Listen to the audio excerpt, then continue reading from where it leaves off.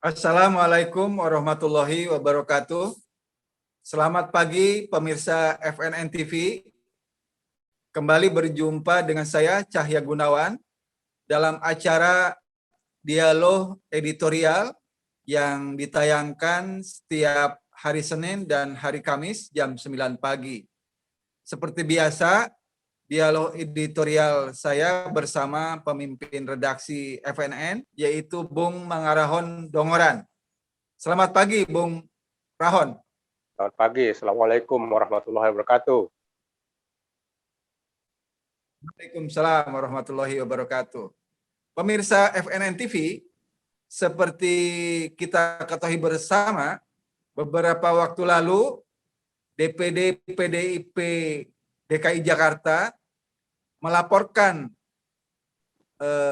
wartawan FNN yaitu Hersu Bono Arif ke Polda Metro Jaya terkait dengan konten YouTube Hersu Bono Point yang menyangkut tentang kondisi kesehatan Ketua Umum DPP PDIP yaitu Megawati Soekarno Putri. Kader PDIP DKI Jakarta melaporkan wartawan FNN TV karena dianggap telah menyebarkan hoax. Padahal kalau kita lihat dari tayangan Bung Hersu Bono Point dalam akun YouTube-nya, di situ dijelaskan tentang berita-berita yang tayang di berbagai media dan di media sosial maupun media mainstream. Dan Bung Hersu Bono Arif menjelaskan tentang berita-berita hoax, dan kalau ada berita-berita yang beredar di media sosial, maka sebagai jurnalis, beliau sebagai wartawan dari FNN berkewajiban untuk melakukan verifikasi. Nah, tapi walaupun klarifikasi dan bantahan dari pihak PDIP sudah dimuat di channel YouTube Hersu Bono Point, tapi tetap kader PDIP DKI Jakarta melaporkan Hersu Bono Arif ke Polda Metro. Nah, untuk membahas ini, saya ingin mengajukan beberapa pertanyaan kepada Pemred FNN terkait dengan laporan saudara Hersu Bono Arif yang dilaporkan oleh PDIP ke Polda Metro. Nah, kira-kira sikap dari FNN seperti apa, Bung Rahon? Ya, selamat pagi pemirsa Forum News Network. Terima kasih Kang Cahya Gunawan yang dalam kesempatan ini kita berdialog dalam acara dialog editorial. Pertama, sikap FNN jelas bahwa laporan itu sangat disayangkan dan tidak tepat. Kenapa sangat disayangkan? Pertama, kalau saya lihat yang melapor itu sarjana hukum. Di belakangnya itu ada SHMM kalau nggak salah gitu ya, antara lain yang lapor itu. Kok di negara hukum dan di negara Pancasila ini ada orang yang melapor tanpa membaca dulu aturan-aturan hukum yang menyangkut kebebasan pers. Mestinya itu dibaca dulu lah semua. Undang-Undang nomor 40 tahun 1999 tentang pers, baca juga kode etik jurnalistik, baca juga yang tentang yang lainnya menyangkut kebebasan pers. Ini belum apa-apa sudah melapor, dan kalau saya baca di media itu dia udah kayak hakim itu, Kang Cahya. Dia bilang itu menyebarkan hoax. Itu kan hakim memponis orang. Tidak boleh itu kata-kata itu. Mestinya dia tetap mengatakan diduga menyebarkan hoax. Itu saya nggak ngerti ini orang kenapa masih mengatakan langsung menuding orang memponis, bukan menuding itu. Kalau sudah kita katakan orang maling, kita itu hakim. Kita tidak boleh seperti itu. Itu satu sangat disayangkan. Yang kedua itu tadi tidak tepat karena Mas Hersu Bono ini adalah wartawan senior di FNN. Ya, itu dia wartawan senior, jelas terdaftar di susunan redaksi sebagai wartawan. jelas juga bahwa produk kita ini adalah produk yang dilindungi undang-undang. Kita telah mendaftarkan diri ke Dewan Pers sesuai dengan aturan yang berlaku, walaupun sampai sekarang memang masih belum terverifikasi. Udah nggak apa-apa, terdaftar sudah kita lakukan. Nanti langkah-langkah berikutnya akan kita lakukan. Nah, kita juga terima kasih Bung Cahya kepada Mas Ahmad Jauhar kemarin sudah memberikan keterangan bahwa apa yang dilakukan oleh Mas Hersu itu adalah produk jurnalis.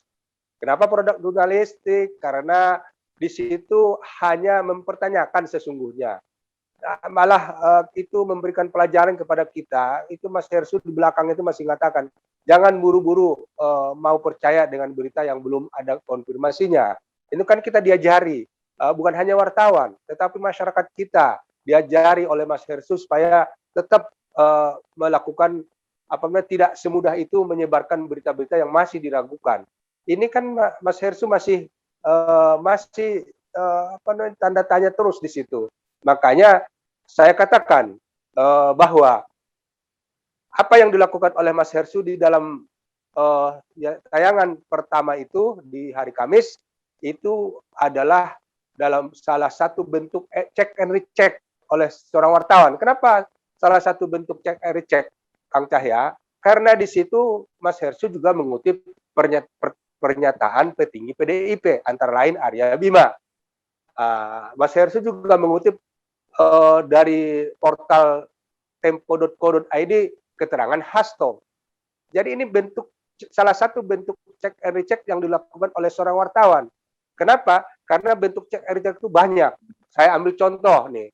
Kalau seorang presiden umpamanya dikabarkan katakanlah terjatuh atau sakit, kita tidak mungkin sebagai wartawan langsung ke presiden, nggak ada cerita. Yang bisa dikonfirmasi juru bicara atau dokter atau pihak keamanan, itu kan bentuk check and recheck. Salah satu. Jadi macam-macam bentuk check and recheck yang dilakukan oleh wartawan untuk menuju sebuah kebenaran. Kemudian juga, kenapa sangat tidak tepat? Mereka melaporkan ke Polda Metro Jaya setelah Mas Hersu menurunkan juga video yang berjudul Breaking News Megawati Soekarno Putri sehat walafiat.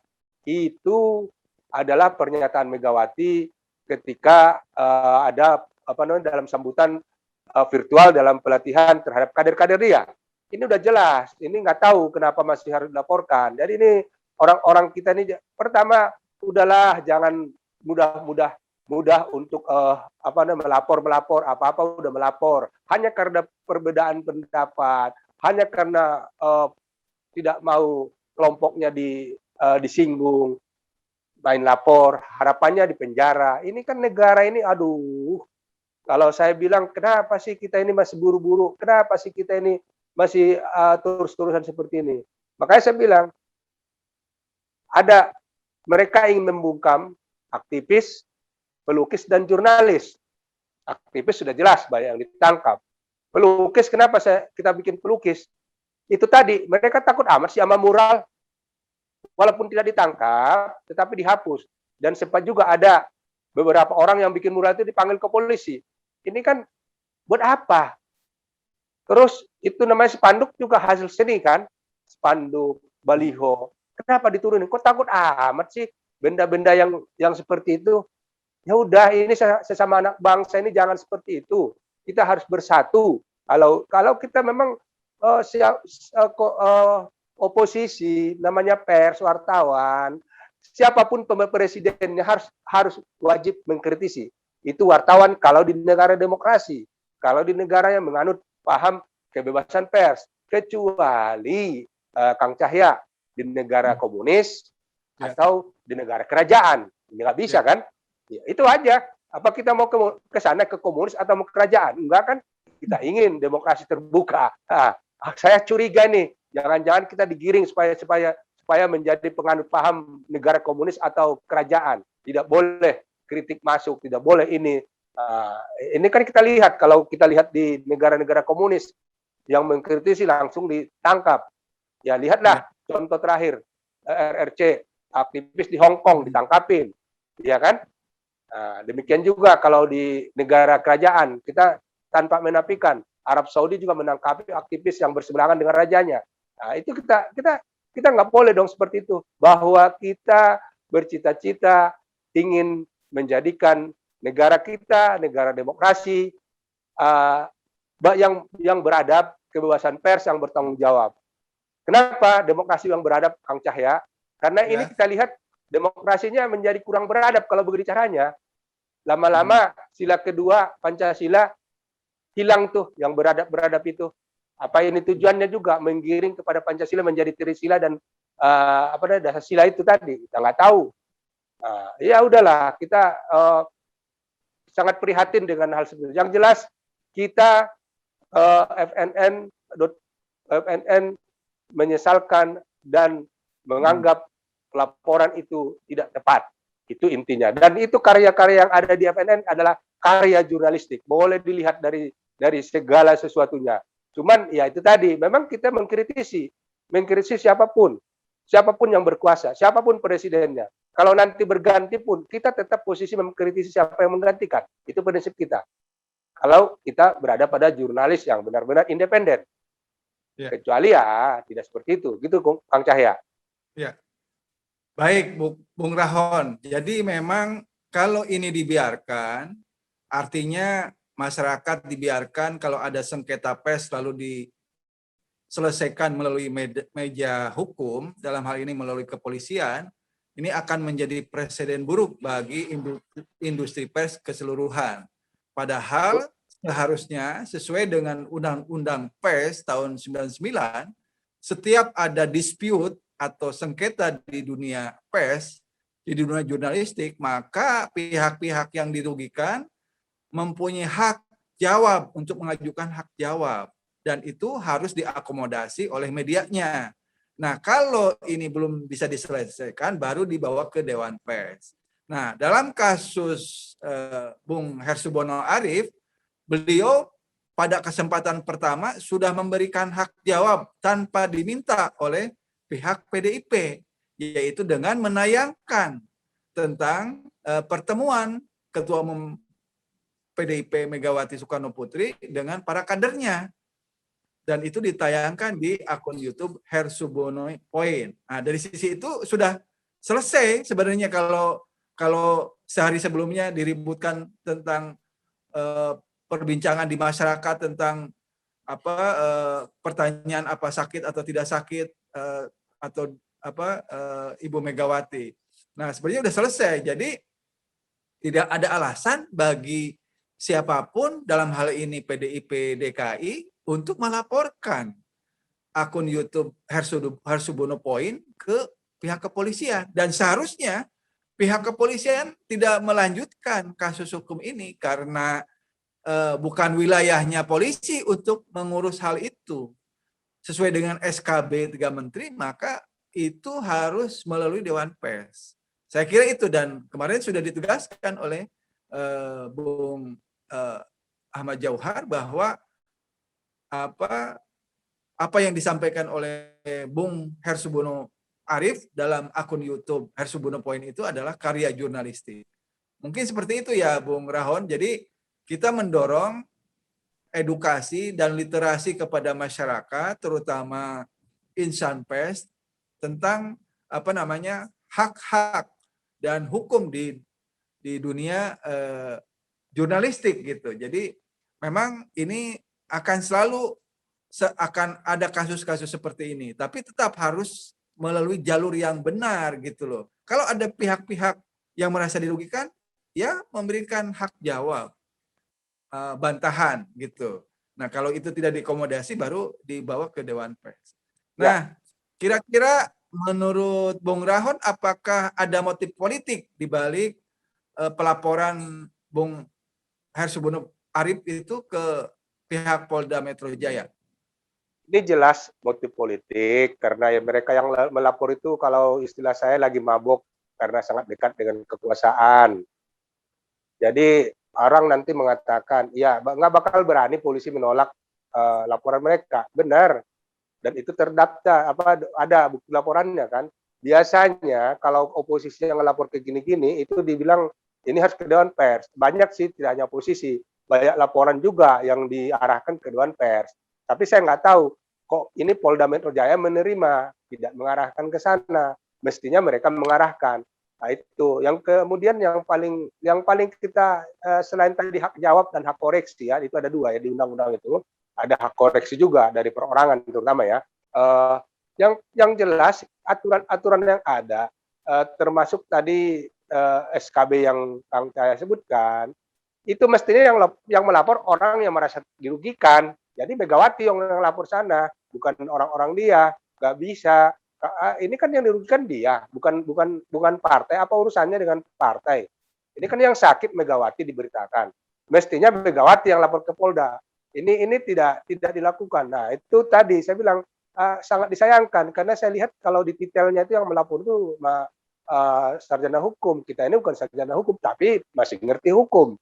Tidak hanya hukum tentang pers, kita masih, karena sebagai wartawan kita belajar tentang hukum undang-undang lingkungan hidup, undang-undang kesehatan, segala macam. Kita kan belajar Kang Cahaya ya. Kita banyak belajar kan, kita baca itu karena kita harus tidak boleh terjebak dengan pernyataan-pernyataan seorang pejabat, umpamanya yang menjebak kita tanpa ada dasar hukumnya. Kita nggak bisa di situ ya. Kembali tadi ke pernyataannya Bung Ahmad Jauhar, itu sudah dalam koridor yang sangat bagus. Kita berterima kasih ke Dewan Pers, dan yang tentu tadi hak jawab belum dikirim oleh mereka pun hak jawab. Hersubeno atau FNN sudah melakukan itu pada hari Jumatnya. Yang jelas hak jawab itu kalau mau, ini kita kasih tahu juga kepada pemirsa kita, hak jawab kalau Anda merasa dirugikan oleh sebuah pemberitaan pers, hak jawab Anda kirim ke penerbitan pers, tembuskan ke Dewan Pers. Gitu, kalau mau. Itu kita kasih tahu, Anda kirim ke pers yang merasa merugikan, terus tembusan ke Dewan Pers. Nah, di situ ada kalimat nanti kita harus di dalam aturan kita, setiap hak jawab, kecuali di dalam pengadilan ya, di persidangan ya, Kang Cahya. Kalau di persidangan, fakta persidangan tidak boleh, nggak bisa itu hak jawab digunakan. Bedakan kalau di dalam persidangan, karena kita mengquote hakim, jaksa, pengacara ataupun terdakwa dan saksi-saksi kan. Kalau di situ nggak bisa hak jawab itu kita boleh tidak muat. Tetapi kalau yang lain boleh kita muat dan itu wajib kita muat. Nah kalau kita nggak muat, itu nanti Dewan Pers yang akan menegur kita apakah dalam bentuk dia telepon, apa WA atau apa itu kenapa nggak dimuat. Nah, kalaupun sudah kita muat, seumpama kita muat, orang yang menyampaikan hak jawab itu merasa tidak puas, nanti antara pers dengan orang yang merasa menyampaikan hak jawab itu akan dipertemukan, diklarifikasi di mana ketidakpuasannya dan segala macamnya. Nah, ini kita terus terang sangat itu tadi. Kita nggak tahu kalau begini terus apakah betul pers ini mau dibungkam pelan-pelan karena banyak cara yang sudah dilakukan kan. Contoh dulu ada maklumat Kapolri, ingat nggak yang semua teriak kan kawan-kawan pers, akhirnya dicabut yang melarang menyebutkan FPI gitu kan, ingat kan itu? Ya nggak bisa, itu kita sampai sekarang PKI juga tetap kita sebutin, walaupun PKI partai terlarang, sedangkan FPI bukan terlarang, cuman dibekukan, dicabut kan, nggak bisa. Nah ada dulu peraturan dari Mahkamah Agung, kalau memoto di ruang sidang harus begini, itu diprotes sama kawan-kawan pers sendiri. Kenapa? Ini adalah sesuatu yang mundur ke belakang. Satu lagi, tadi yang Kang Cahaya bilang, itu presiden buruk. Betul, ini presiden buruk. Kalau ini benar-benar terjadi yang lebih buruk lagi, katakanlah ini dilanjutkan, tidak tertutup kemungkinan kawan-kawan di media mainstream yang punya channel YouTube juga, kita nggak usah sebutan lah, koran-korannya ya, Kang Cahaya ya. Kan semua sekarang media-media mainstream itu yang harian itu malah TV sendiri punya channel YouTube kan. Nah, kalau ada orang nggak suka dengan nanti yang diberitakan sini lapor, bagaimana? Repot kan? Ini kita nggak bisa. Ini semestinya Polda Metro Jaya itu langsung menolak kemarin, jangan menerima. Dia bilang ini harus ke Dewan Pers. Ada beberapa yang yang kasus seperti ini kan, tapi kita nggak tahu kenapa dia terima itu tadi. Lagi-lagi karena FNN ini adalah media yang kritis terhadap pemerintah. Tapi kita selalu, Kang Cahya ingat nggak kalau dalam rapat selalu saya tekankan, saya sebagai pemimpin redaksi, jangan sekali-kali FNN dan jajarannya menyebarkan berita hoax, apalagi fitnah kan? Ya kan selalu saya tekankan gitu. Kita nggak boleh. Kita harus berdasarkan fakta, harus berdasarkan data, dan juga harus berdasarkan ya kenyataan yang kita lihat. Ini kita menghindari. Kenapa? Itu tadi. Karena dalam agama Islam itu berita bohong itu, menyebarkan berita bohong itu, apalagi fitnah, waduh, saya takut sekali, Kang Cahya. Tanggung jawabnya di saya nanti. Kalau Kang Cahya umpamanya sebagai wartawan senior di FNN, atau Hersubeno, atau yang lainnya bikin berita hoax atau fitnah, apalagi fitnah, tanggung jawabnya kan ada di saya juga. Kan penanggung jawab di hadapan Allah. Saya lebih takut dengan Allah daripada dunia ini. Kalau dunia ini, kalau di akhirat nanti nggak tahu kita. Pertanggungjawaban di hadapan Allah itu lebih berat. Jadi udahlah, ini apa namanya, biarkan. Kalau kan saya bilang, biarkanlah orang memfitnah kita, tapi kita jangan memfitnah orang. Biarkanlah orang menyebarkan berita bohong, tapi kita jangan ikut kita menyebarkan berita bohong.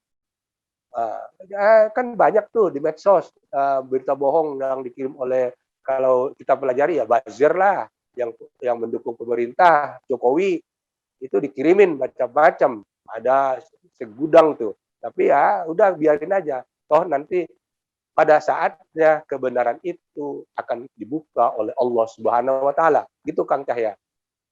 Ya, baik Bung Rahon.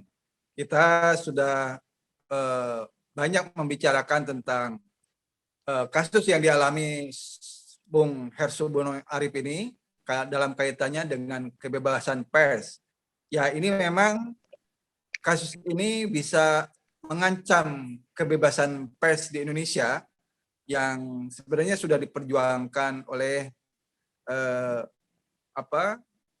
kita semua sejak tahun 98 pada saat reformasi. Nah, kalau kekuatan 4 demokrasi yaitu industri pers ini dilemahkan oleh penguasa, tentu kontrol dari masyarakat melalui pers akan menjadi lemah. Nah, oleh karena itu sudah selayaknya apabila ada pihak-pihak yang ingin menggunakan kekuasaan untuk melemahkan kebebasan pers, tentu masyarakat, terutama masyarakat pers harus bisa melawan. Sekali lagi terima kasih Bung Rahon atas perbincangan kita pagi ini dalam dialog editorial. Semoga bermanfaat untuk kita semua. Sekali lagi saya sampaikan kepada pemirsa FNN TV, dialog editorial bisa diikuti setiap hari Senin dan Kamis pagi jam 9. Terima kasih kepada Bung Rahon. Ya, Assalamualaikum warahmatullahi wabarakatuh. Waalaikumsalam warahmatullahi wabarakatuh.